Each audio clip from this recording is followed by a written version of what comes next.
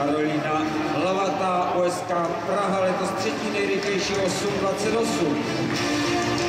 Čtvrtá dráha Kateřina Cachová obhajuje loňský mistrovský titul, loni 8.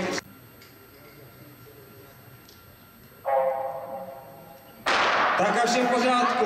Čtvrtá dráha Kateřina Cachová, pátá dráha Lucie Koudelová. A je to jasné, čtvrtá dráha a pak víme třetí nebo pátá.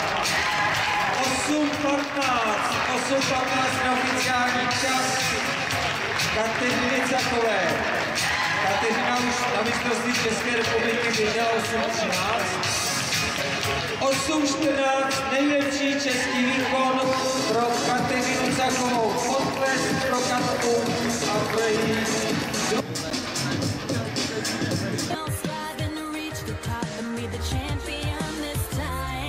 be a champion. Yeah, I got what it takes. Risk it all, make my own fate. Yeah, I'm gonna be a champion. All the glory and the fame, just sitting in my own plane. I'm gonna be a champion. Silhouettes in the spotlight, cash falling from the sky. Yeah, I'm gonna be a champion. So all it takes is one night for me to turn around my whole life.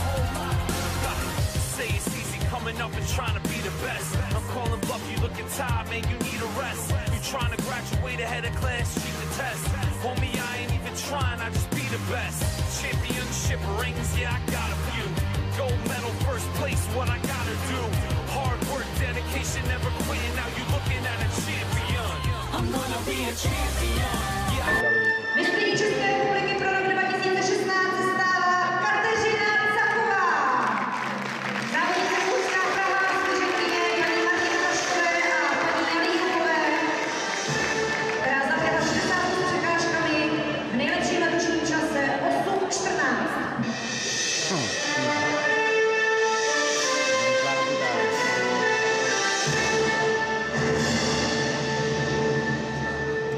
Zároveň